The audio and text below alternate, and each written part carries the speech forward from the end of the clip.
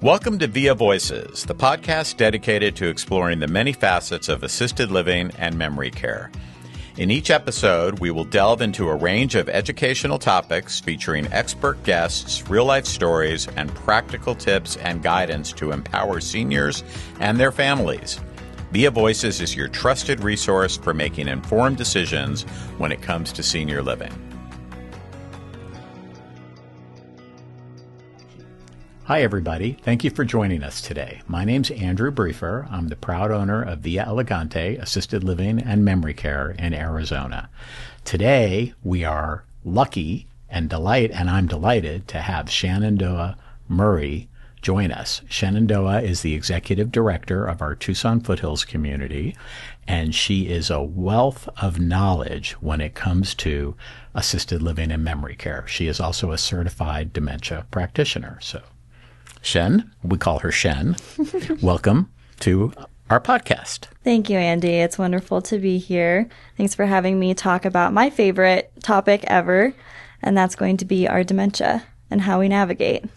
Great. Well, getting a diagnosis of Alzheimer's and dementia is probably like one of the worst things that can happen to anybody. And and when you get this diagnosis, your world changes. If it's you and you're still able to be cognizant of what's going on, or if it's a loved one. So the things you need to work on are knowing what to do. So Shen, maybe you can talk to us a little bit about when someone first finds out, or better yet, what is the difference between Alzheimer's and dementia? Absolutely. So dementia is kind of an umbrella term. It's a collection of symptoms that a practitioner can look at and determine this person is exhibiting signs of cognitive impairment, decline, and dementia down the road. Alzheimer's is a specific diagnosis of dementia. There's many, many different types, over 200 subtypes of dementia. We are able to categorize them into top 10 major forms of dementia, and those are the ones we hear about most often. So Alzheimer's being number one, vascular, frontotemporal, Parkinson's is considered one of the 10 major categories, and the list goes on. So Alzheimer's, of course, since it's the most common diagnoses that we hear of the most, it's one that is top of mind for most families. And when they do get this diagnosis, it can rock your world. For sure.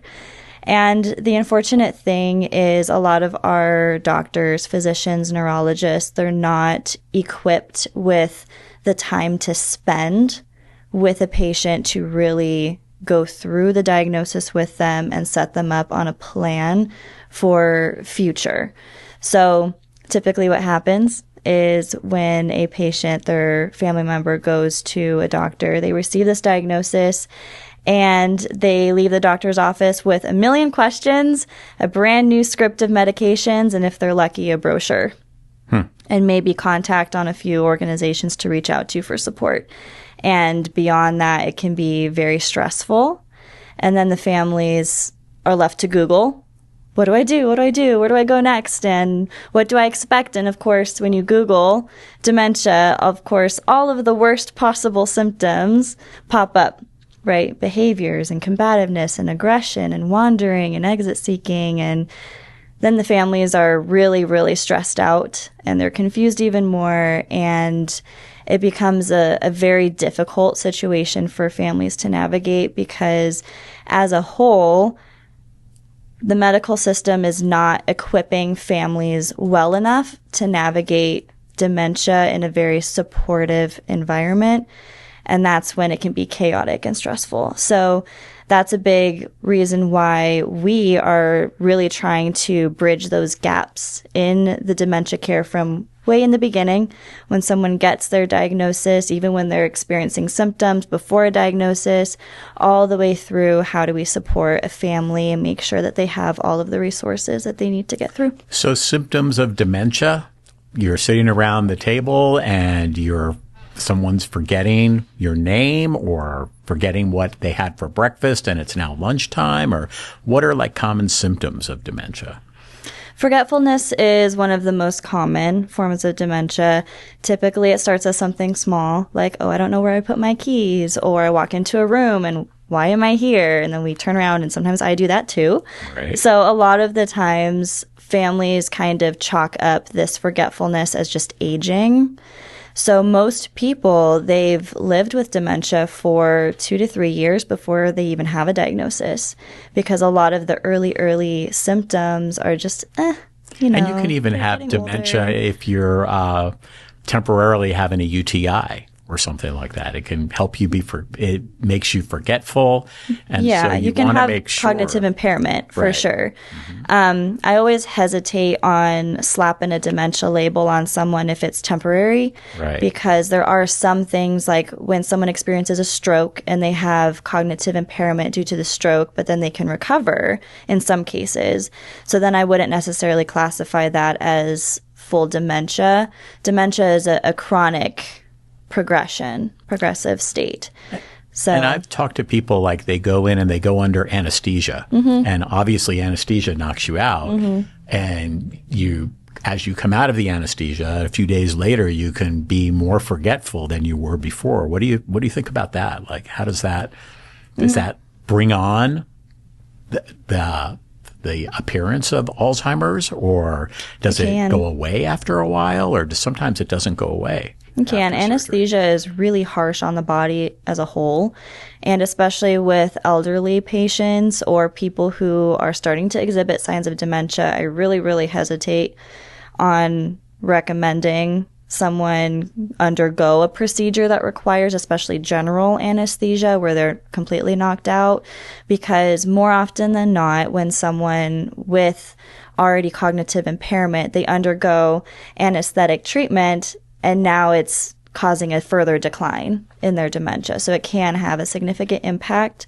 because of how the brain is processing with the anesthesia.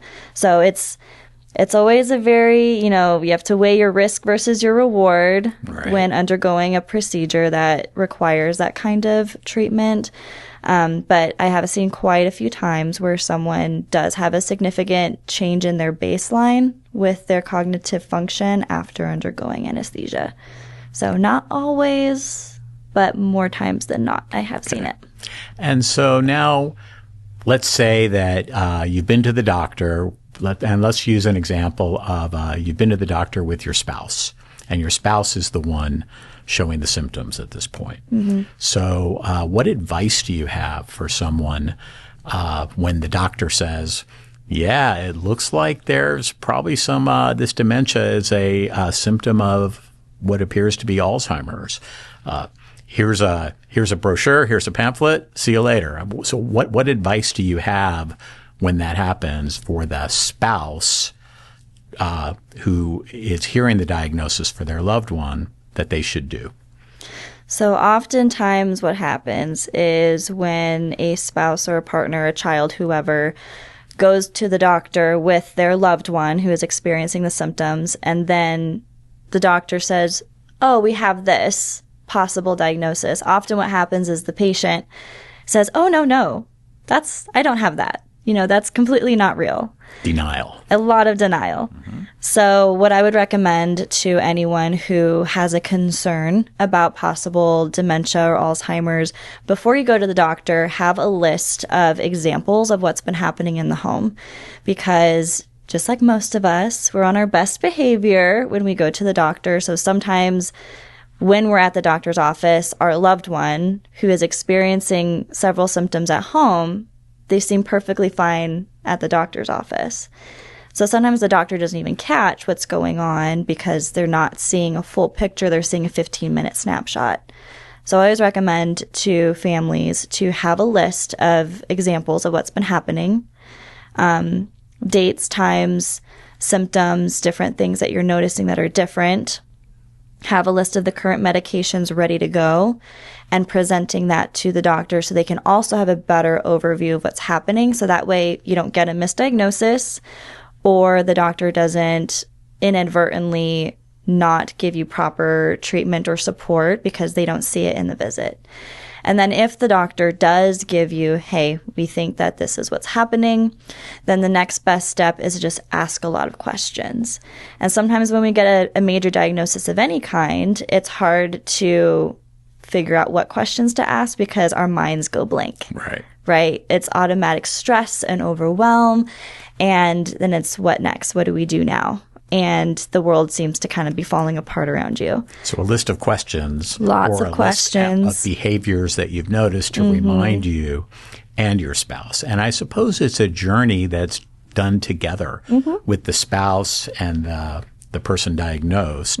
But then there probably comes a time when there has to be a break in the leadership where the person who's diagnosed, is going to say, well, that's not really true, or it's not that bad. And then the spouse knows that it is. Yeah. So how do you recommend navigating when it's time to make a break a little bit? Because I'm thinking of stories where a spouse is like, I really need to move my husband into assisted living. He woke up this morning and he looked at me and he said, "Who are you?" And, and so that was like a turning point for her.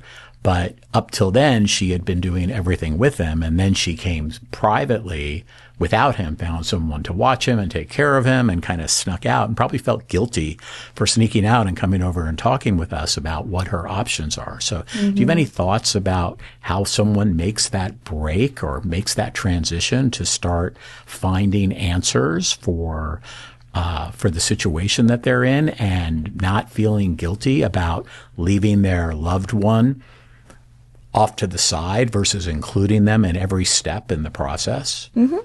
Absolutely. So first and foremost, have your arrangements made. Living will, power of attorney. Even if there's no sign of dementia or any chronic illness right now, having that paperwork and that plan in place early is going to have so much of a positive impact and really help if you do go down this journey.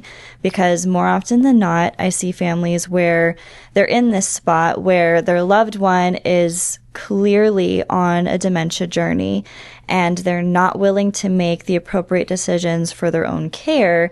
And then the spouse, who is now the 24/7 caregiver, is stressed out, not sleeping, doesn't know what to do. But they don't feel like they can make a change because they don't want to upset their loved one. They don't know the resources. They don't have power of attorney or really any legal backing to make decisions. So what often happens is they're sent to, elder law, and they have this whole packet of paperwork to fill out, and it's incredibly more challenging to get that paperwork in order if your loved one is already on a dementia journey, because now we're looking at 2 doctor sign-offs, letters of incapacitation, things like that. It does make it more challenging. So pre-planning with the power of attorney, can you be as specific as to say if there is a diagnosis of dementia, then the spouse that doesn't have the diagnosis has some powers to move forward. We know we're not talking guardianship, but it could be an early diagnosis of dementia. So it seems like some pre-planning makes a lot of sense, and maybe a real clear power of attorney that says, in the event I'm ever diagnosed with dementia, I give you a few more rights versus if I just don't know my name anymore. There's probably different stages. Have you ever seen anything like that? There are, and essentially you can kind of create your power of attorney to say what you want it to say based on your wishes. So there's durable power of attorney, healthcare, medical, and then a newer one that is super important to have is the mental health power of attorney, which is a super easy add-on to the healthcare power of attorney. So it's not necessarily the make or break to be a healthcare POA to have the mental health, but it's really, really helpful when someone is trying to make decisions on behalf of their loved one when there's a dementia diagnosis. When dementia comes into play, it makes things a little bit more hairy in terms of legal matters. So having the mental health care component on top of health, medical, and financial POA is really beneficial. So having your living will with all of your POAs in place, ready to go, have all of your wishes that you want for this stage of life when you're no longer able to make your decisions, that provides such clarity and peace to whoever is having to take over your affairs when you're no longer able to yourself. So clarity is kindness. So when we're clear up front on this is what I want to happen when I can no longer advocate for myself, this is who I want to do the advocating for me, that takes all of the guesswork out and it really helps make the process easier. So if there's one big thing I could tell families to do is please, please, please get your living will, get your power of attorney paperwork, get all of that settled as soon as possible, because it really does make a big difference, especially in end-of-life planning. And so that seems like a very important conversation that all of us need to have with our loved one at different stages of our life, but much easier to have that conversation now than later in the process. Correct. So how do you tee off that conversation? Do you have a suggestion on that? So I have a list of resources that I work with here in town that specifically deal with these matters. I have some elder law firms, some care coordination people that really help guide family members through that.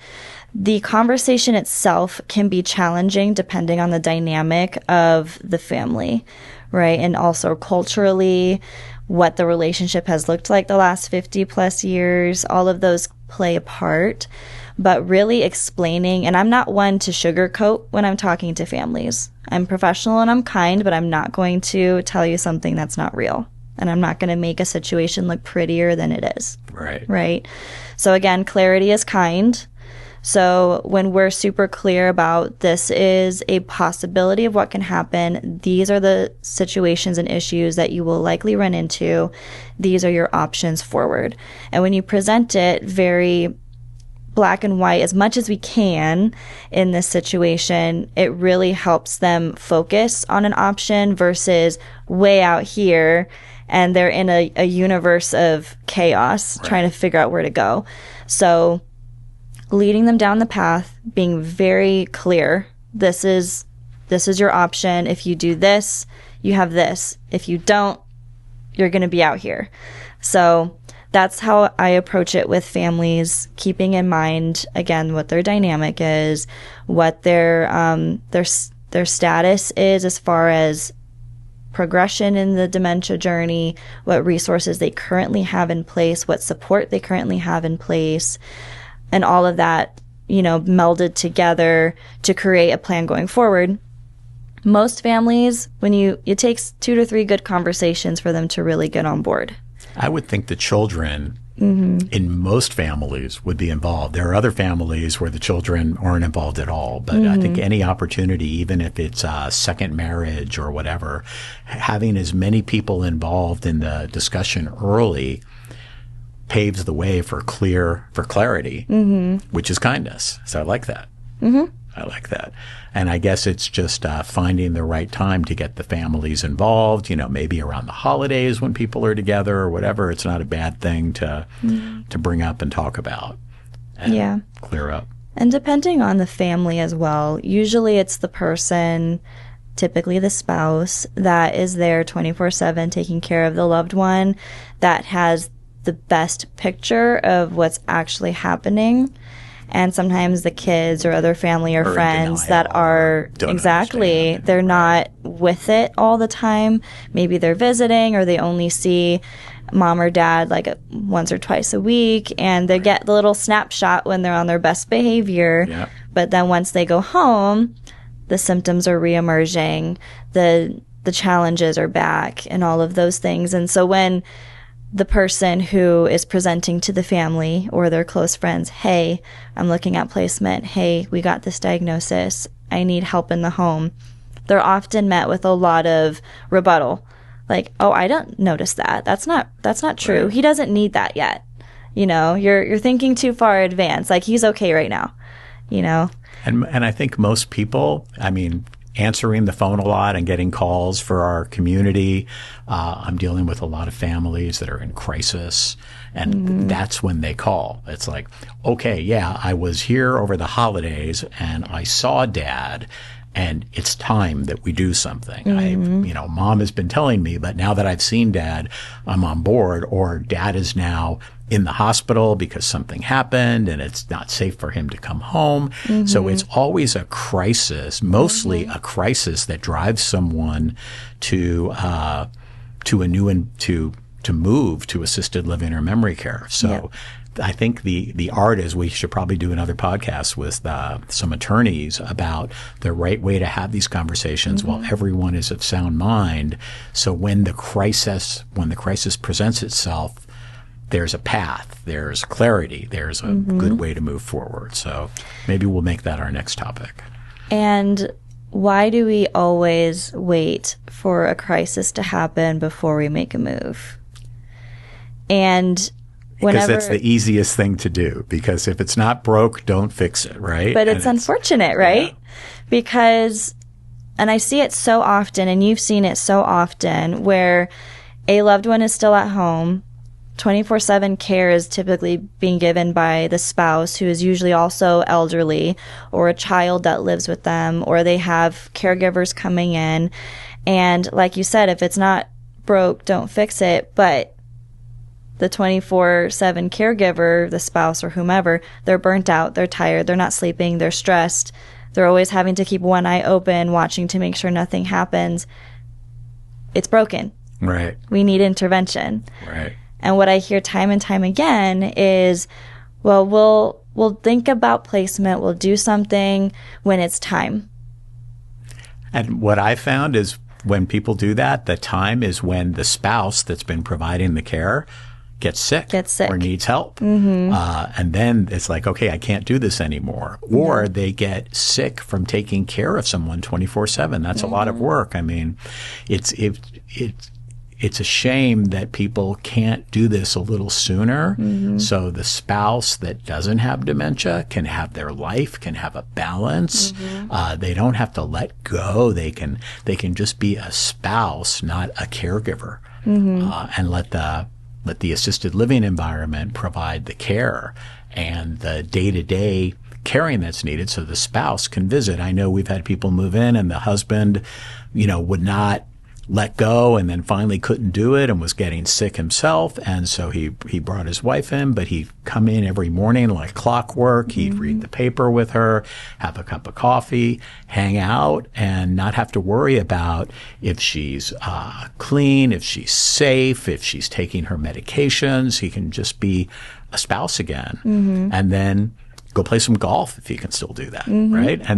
But still have a relationship. So I think that leads to the next question: is what happens to your relationships when somebody's diagnosed with Alzheimer's and dementia, and how do you deal with that? The dynamic with the relationship is going to change. And that's one of the hardest things that families face, is especially spouse to spouse and child to parent, right?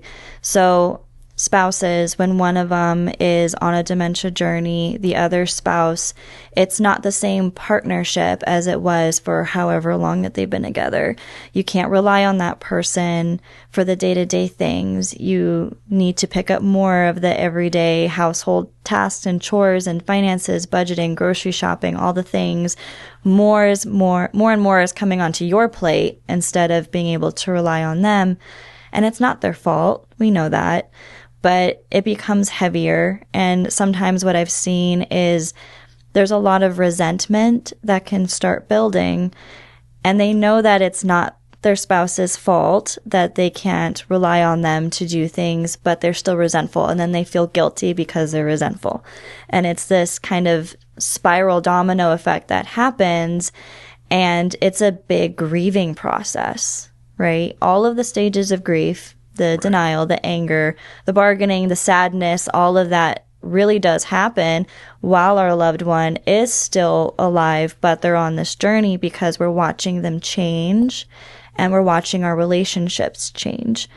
So with spouses, there's a multifaceted of ways that a relationship that dynamic can be altered, really. There's the romantic aspect, there's the emotional aspect, the everyday living aspect, how you're able to rely on each other for everyday things, raising the kids, all of the stuff. This is what we thought retirement was going to look like, right? Nobody gets married or has a lifelong partner and they plan for, well, one of us is going to have dementia and this is what this is going to look like. Nobody plans for that. Right. So there's a lot of grief in that. You know, we plan to have the fairy tale ending, right? You grow old, you die on the same day in the field of posies, and that's it, right? Unfortunately, that doesn't happen very often. No. And what about the children as well? We've talked about the relationships between how they change between spouse and the diagnosis, but what about the children? Children's a tough one too, because a child, they always want their parent to be there to be a parent, right? And when mom or dad, they're no longer able to provide that parental support, now the child is kind of swapping roles with the parent. And now the child is making the decisions for their parent. The child is their power of attorney. They're going to the doctor's visits. They're making sure that they have supplies and they're checking in on them. And they're doing all the things for their parent that their parent used to do for them when they were kids. So it's a complete role reversal in a lot of ways. And that's really hard for a lot of kids because now their parents missing out on giant milestones that they wish that they could be part of.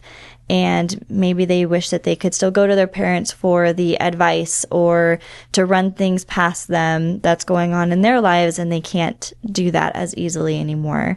And it's a really hard thing for kids to kind of grasp.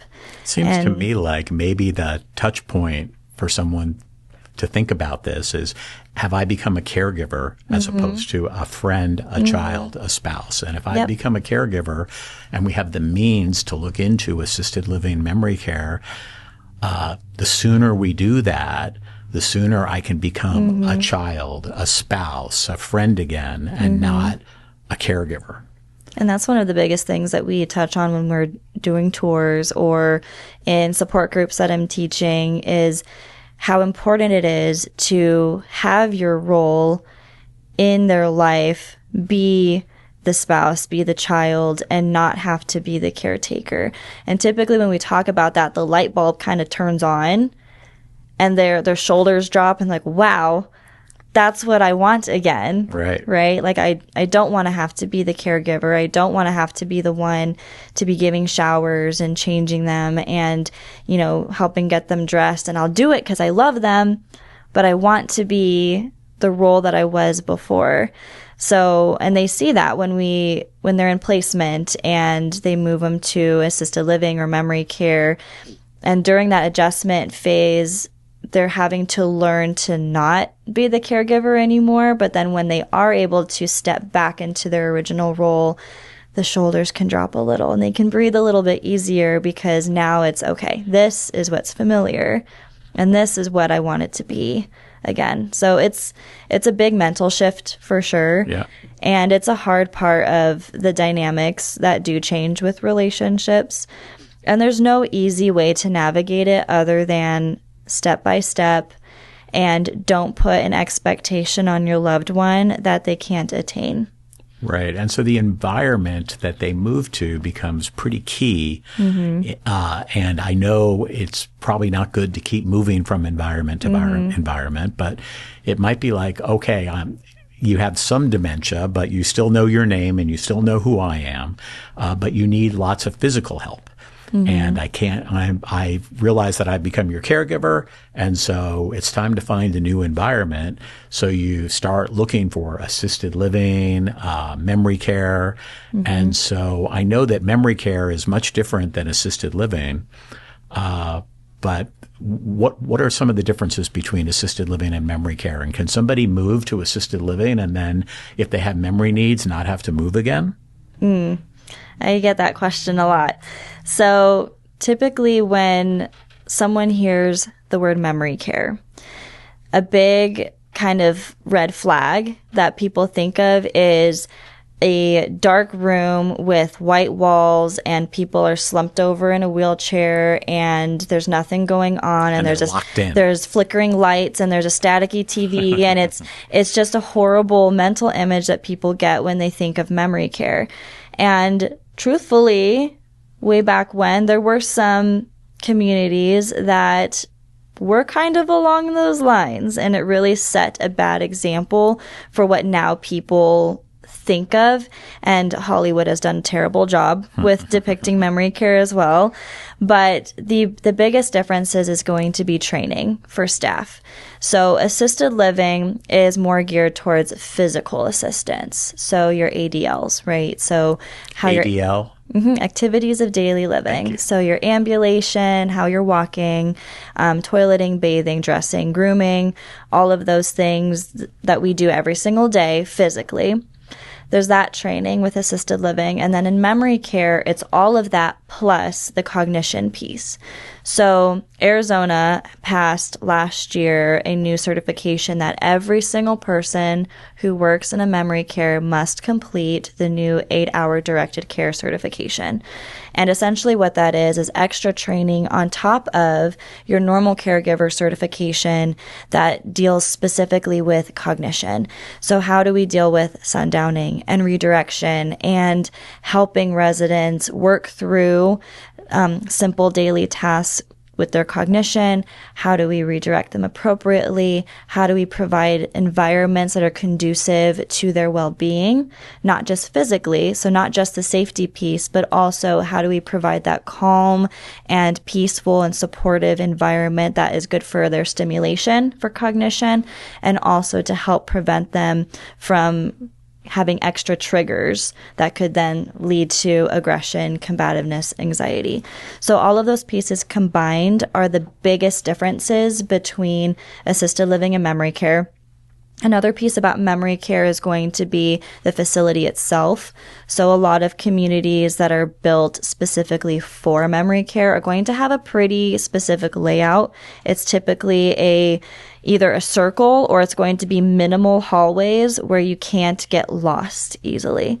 There was a memory care that wasn't built as a memory care, but it was remodeled into one, and it was awful. There were random hallways in every direction, and they couldn't figure out why all of the residents were anxious all the time. Like, well, let me tell you, they're always lost.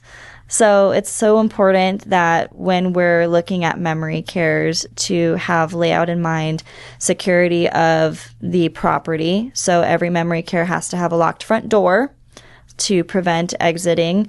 Also, the courtyard, there needs to be the ability for residents to go outside to a courtyard, but it has to be secured. Without alarms going off and bells and whistles. I mean, you should be able to walk outside and sit on a chair and enjoy the shade and have a shaded area, all day long to sit in. And I think it's very important to have the right environment. And too many places have been changed from assisted living to assisted living memory care. The caregivers can be trained appropriately, but the environment is key. So, correct. And then do you need, I think what I've learned as well with memory care is you don't really need a big apartment anymore. You need a bedroom and a bathroom and some privacy if you'd like privacy, but also the ability to communicate with other people like yourself around the dinner table, around activities that are geared to not frustrate you but encourage you. And so it's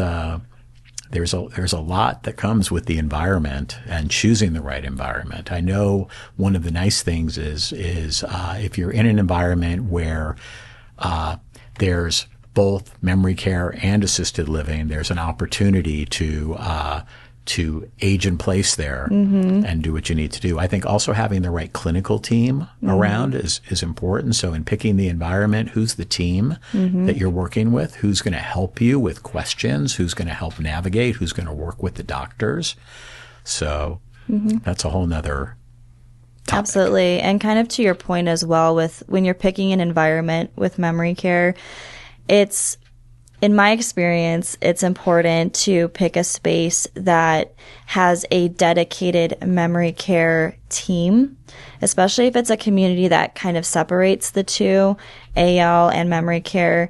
Make sure the memory care is staffed specifically for memory care trained individuals, not just a community that pulls from their AL group to cover the floor and they're not trained. Make sure that there's specific programs, specific training.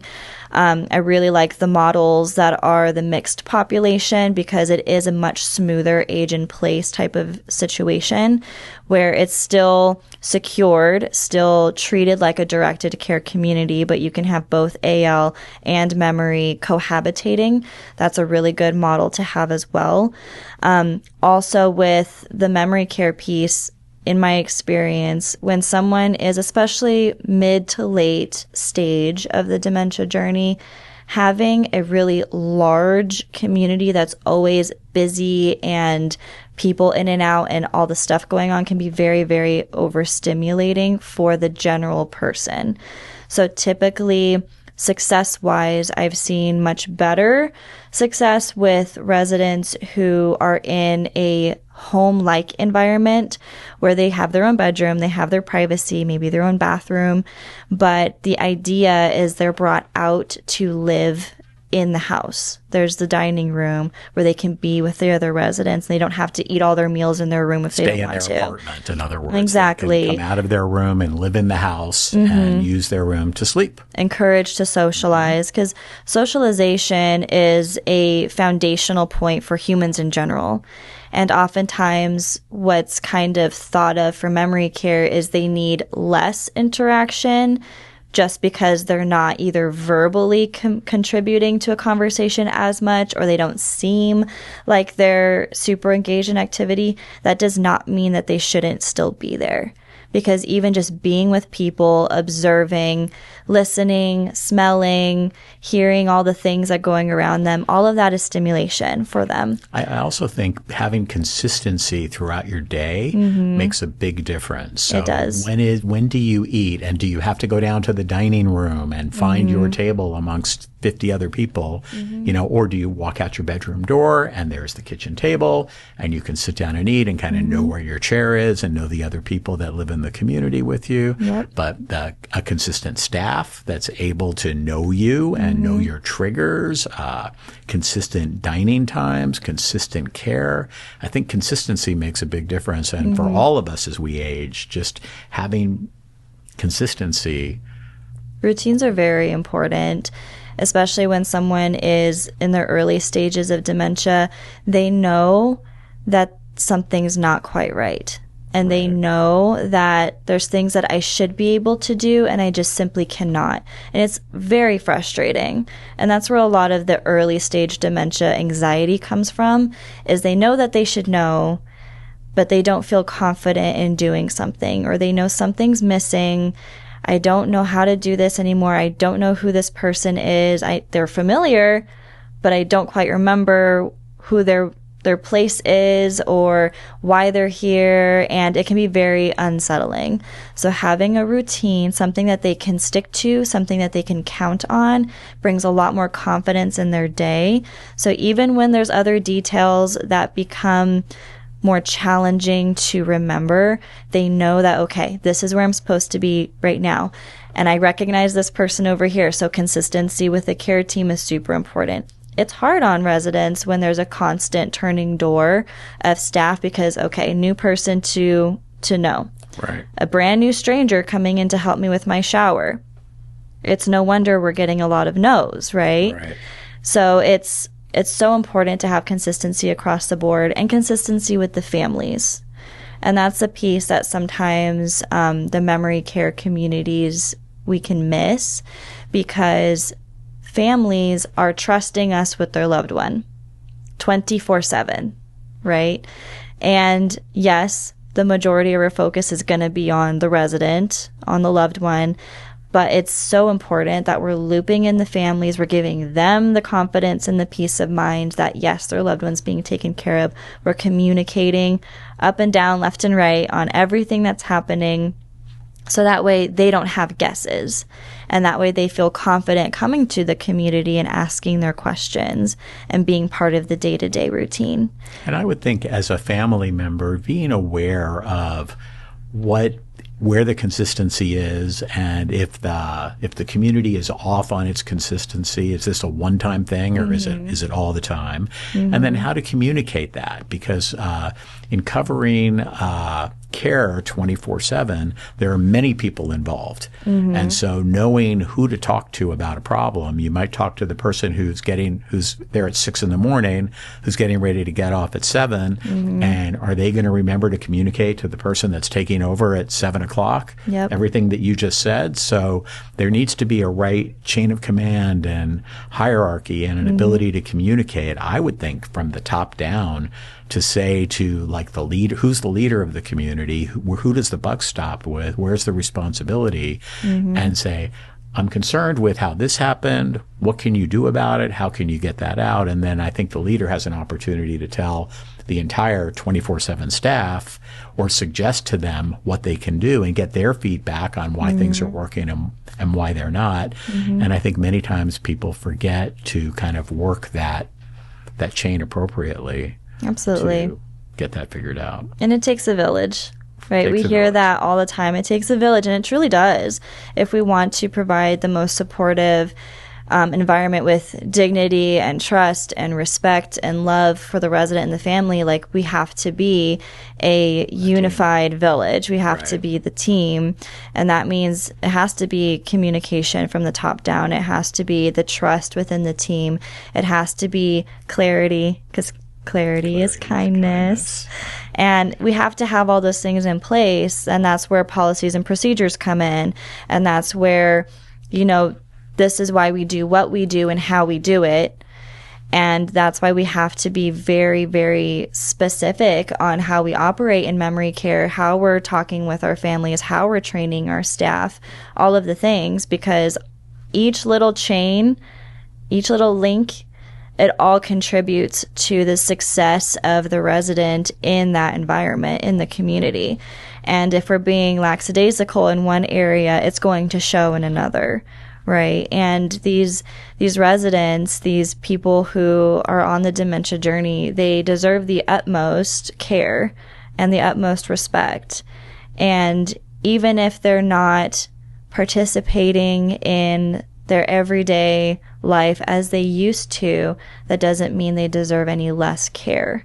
And they still deserve the best of everything, and that's food and the quality of, the cleanliness of their room and how their clothes are washed and how the table is set and what kind of activities are brought. Like, everything needs to have quality because it matters, and all of that contributes to their quality of care, which is then quality of life. And then I think we'll wrap with we have this saying, when you move to an assisted living memory care, it's the first 100 hours, the first 100 days. So can you describe that a little bit? Yeah. So first 100 hours is usually the most stressful for everybody. And that's why pre-planning and preparation is so important. So with a community, there's a whole list of paperwork and documentation, medication lists, and a bunch of stuff that needs to happen before the resident even steps foot in the door. And that's to make sure the community is well prepped to have all of the items, medications, orders, everything in place to have a first initial 100 hours. During those 100 hours, this is when the staff is learning the resident is learning the staff, the family is probably freaking out because everything's brand new. And during that first 100 hours, it's so important that we're learning everything that we possibly can about each other. So consistency, making sure that they're introduced early on to, this is a routine, this is how we're supporting you, and then we're learning them. What do they like? What do they really not like? What's their favorite breakfast? When do they like to go to bed? What is their preferences? And then we tailor our care to them. And that's what personalized care is tailoring to them. And that's a lot of what happens in the first 100 hours. We're working out the little kinks. The learning process. The learning for the staff process. to learn about the resident, for the family to learn about the staff, for the Yep. staff to learn about the family, because it's the chain. It's all links of the chain Yep. that shouldn't be unbroken. Yep. And then the first 100 days, typically the family is in our office or calling and emailing us, and they have 5,000 questions, which I love because that means they're involved and they're wanting to learn more. So the more that I can have the family, like either in my office or calling me, or I'm calling them, or they're part of the activities of the community, the better, because I want them to have full confidence in how we're caring for their loved one. So the first 100 days, it's typical that the resident's going to say, I want to go home. Why am I here? When am I going home? And it's a constant question every day. Or where's my daughter? Where's my wife? Where's everybody? Why can't I have XYZ in my room? You know, why can't I bring in this? And all this stuff. It's a lot of questions that often is coming from the resident. And that's when we have to take extra time to support, redirect when needed, pivot. We can adjust some things to make sure that they're as comfortable as possible, and really, really helping to connect their new community, the memory care, with home. I know that moving to assisted living or memory care is the hardest thing anyone will do. I tell people the first 100 hours are going to be really hard, Yep. and then the first 100 days. But when you make it past the first 3 months or so, Yep. everything seems to find its groove and settle in and work. And if it isn't settling in and working after 3 months, then it's probably time to think about a different place. Or address what the major issues are. Like, do we need to look at their medication regimen? Is a lot of their anxiety induced from the dementia, and then that's exhibiting in symptoms in the community? Can we adjust that? Can we bring in a different activity that they like, a different form of stimulation? There's lots of different That kind things. of discussion should be happening after a month. Yep. What are we doing? This doesn't seem right. And then if you're doing all that you can do and communicating and trying different things, you know, if you're not working as a team by the end of 100 days, it's probably not the right location if they're not capable of working as a team with you. So, Yep. And a big part of it is the family. The family is adjusting along with the resident. Right. Sometimes the resident, they're good to go. Like, they're fully great and they're settled in, everything's fine. But the family is still adjusting and they're still getting used to it. So good communication with the family helps with that too. Yep. Hey, I want you to know that Bill had a really good day today. He really settled in and had fun and enjoyed lunch today and enjoyed talking to Frank about cars, even though it wasn't that coherent. It was they had a nice conversation and they're starting to become friends. And I think that's what's nice is you can be around other people that are like you. If you have dementia, and your spouse can have their life back and stop being the caregiver, or your kids can stop being caregivers. So with that, I want to thank you very much. I really enjoyed our conversation, and I look forward to many more with you. Thank you, Andy. Thank you all. Thank you for listening to and watching Via Voices, the podcast dedicated to exploring the many facets of assisted living and memory care. If you found today's episode informative, be sure to subscribe and tell a friend about us. We look forward to having you join us next time on Via Voices.